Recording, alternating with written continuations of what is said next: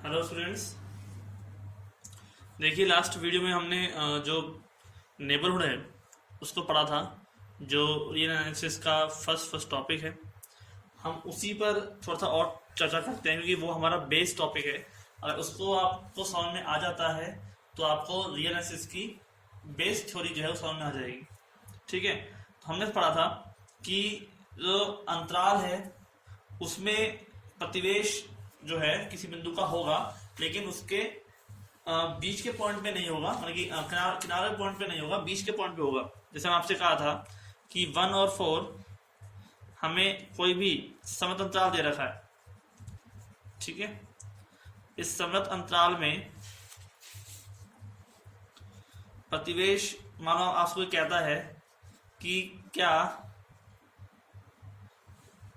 प्रतिवेश 3 का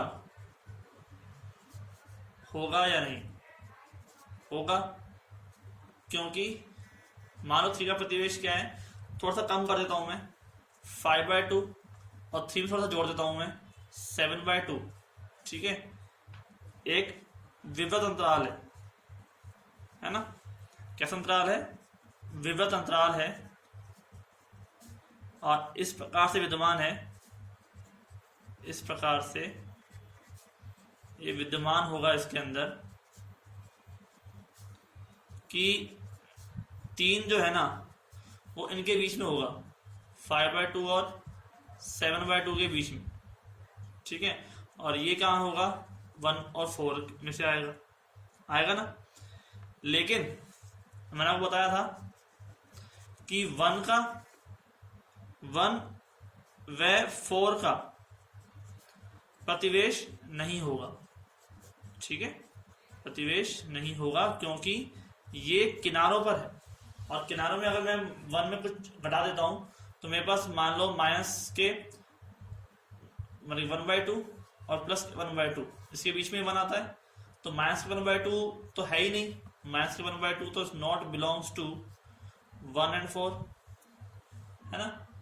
तो इसका मतलब क्या है कि जो एक है जिसका हम प्रतिवेश हम कह रहे हैं कि -1 और 1/2 है, उसमें से एक बिंदु जो -1/2 है वो इसमें विद्यमान नहीं है, और नहीं होने की वजह से जो एक है उसका प्रतिवेश इसमें विद्यमान नहीं होगा, एक का प्रतिवेश ये अंतराल नहीं होगा।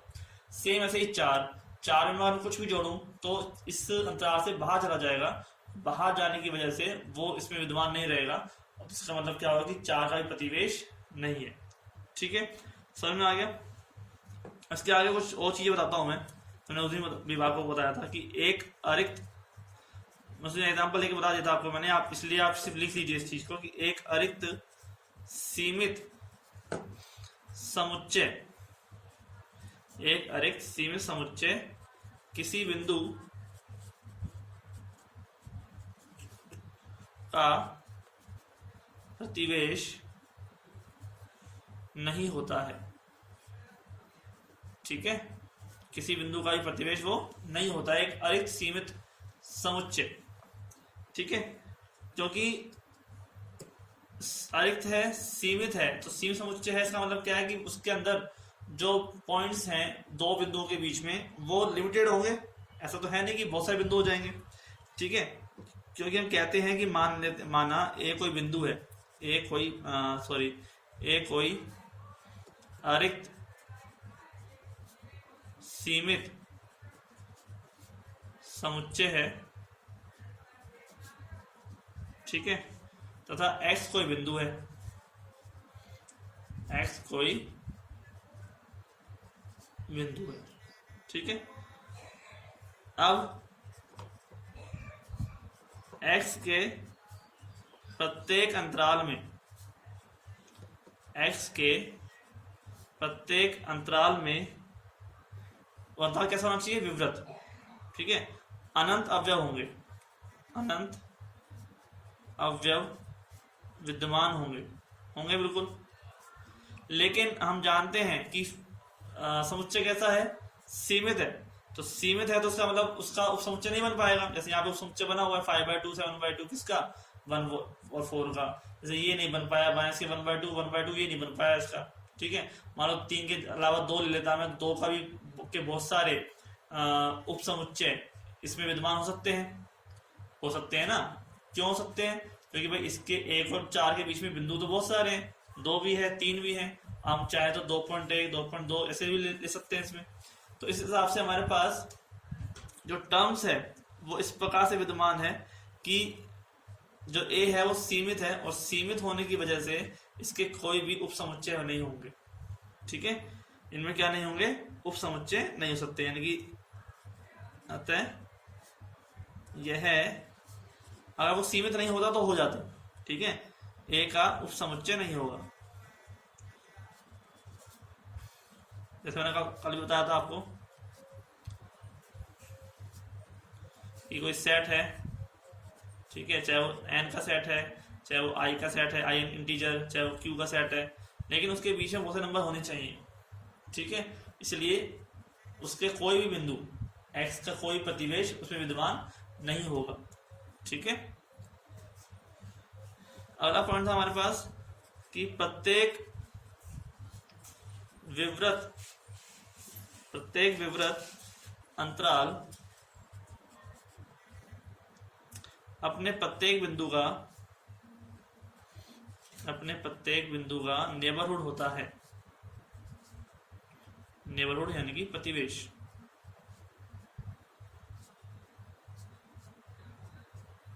ठीक है, क्योंकि विविध अंतराल है। अब विविध अंतराल के अंदर जो कॉर्नर के पॉइंट हैं वो तो इंक्लूड होते नहीं है। सिर्फ 2 और 3 हो गया। अब 2 और 3 के बीच में बहुत सारे पॉइंट हैं, 2.1 2.2। ठीक है, इन सब का जो है प्रतिवेश यानी कि अंतराल हम लेते हैं, कुछ इसमें से घटाएं कुछ इसमें से जोड़ें, तो सब के सब कहाँ विद्यमान होंगे? 2 और 3 के बीच में विद्यमान होंगे। ठीक है, तो जो ओपन इंटरवल होता है, ओपन इंटरवल, उसमें प्रत्येक बिंदु का नेबरहुड विद्यमान होता है। ठीक है, समृत में ऐसा नहीं होता। ठीक है, और समांतराल में जो सिरे के बिंदु होते हैं उनका नहीं होता, बीच का हो सकता है। ठीक है, तो नेक्स्ट में देखिए सी पार्ट आपका कि जो एक समृत अंतराल है, एक समृत अंतराल सिरे बिंदुओं के अतिरिक्त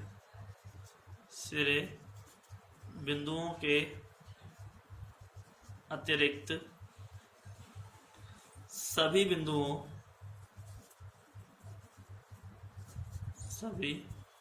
बिंदुओं का प्रतिवेश होता है।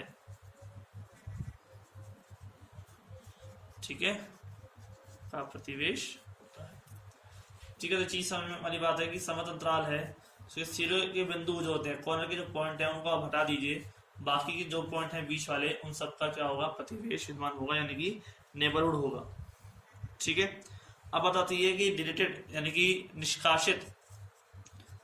निष्कासित प्रतिवेश क्या होता है? निष्कासित प्रतिवेश का मतलब डिलीटेड नेबरहुड।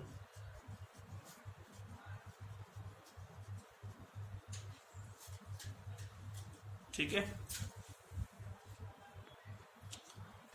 निष्कासित प्रतिवेश क्या होता है? यह ऐसा प्रतिवेश है जैसे हम आपसे कहते हैं कि ए है। ठीक है, ए का प्रतिवेश क्या होता है? ए में कुछ जोड़ दिया, ए में से कुछ घटा दिया, ये ए का प्रतिवेश हो गया। ठीक है, ए के आसपास के वो बिंदु जो इस अंतराल में आते हो, ठीक है, वो क्या कहलाते हैं? इसका प्रतिवेश कहलाते हैं। ठीक है, हमारे चारों तरफ जो भी लोग हैं वो हमारे प्रतिवेश में आ रहे हैं। ठीक है, लेकिन अगर मैं उसके प्रतिवेश में से किसी भी बिंदु है उसके प्रतिवेश में से उस ए को ही हटा दूं, उस बिंदु को ही हटा दूं जिसका वो प्रतिवेश है, ठीक है, उसी को मैं हटा दूं, तो ये क्या कहलाएगा? निष्कासित प्रतिवेश कहलाएगा। ठीक है, किसी बिंदु के प्रतिवेश में से उसी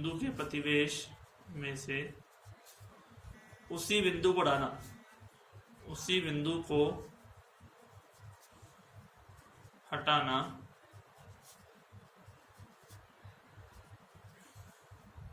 जिसका वह प्रतिवेश है निष्कासित प्रतिवेश कहलाता है, निष्कासित प्रतिवेश कहलाता है।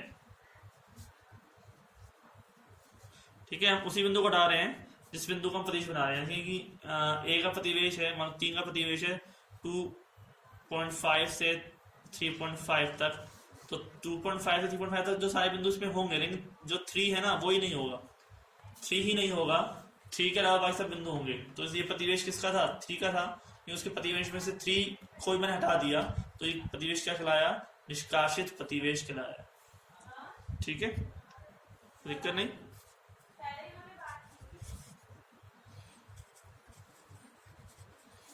प्राकृत संख्याओं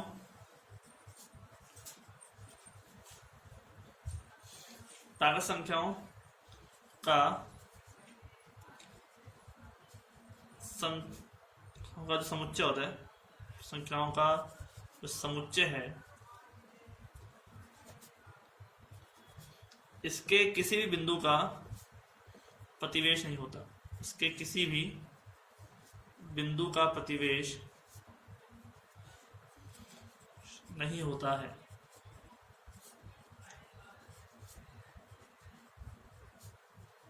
ठीक है, आपको मैंने बताया था कि ये चीज मैं इसलिए लिखा रहा हूँ, ये आपको दिमाग में रहे कि समुच्चय n इसके किसी भी बिंदु का प्रतिवेश नहीं होता। मतलब अगर आपके पास समुच्चय n है, नेचुरल पर संख्या का समुच्चय है, तो उसका कोई बिंदु ले लीजिए, कोई प्रतिवेश नहीं आएगा, क्योंकि इसमें मैंने आपको बताया था कि 1 के बाद 2, 2 के बाद 3, 3 के बाद 4 चीज से नंबर होते हैं, और इनके बीच में कोई भी नंबर, कोई 2 और 3 के बीच में कोई नंबर नहीं है। तो अगर 2 का प्रतिवेश निकालें 2.5 और 1.5, तो ये नंबर कहाँ से आएंगे? ये नंबर आ सकते ही नहीं है। 1.5 is not belongs to n, 2.5 is not belongs to n, so that it's not a, किसी बिंदु का प्रतिवेश विद्यमान नहीं होगा। ठीक है स्टूडेंट्स, तो बाकी मिलते हैं फिर नेक्स्ट वीडियो में। आज के लिए इतना ही, थैंक यू।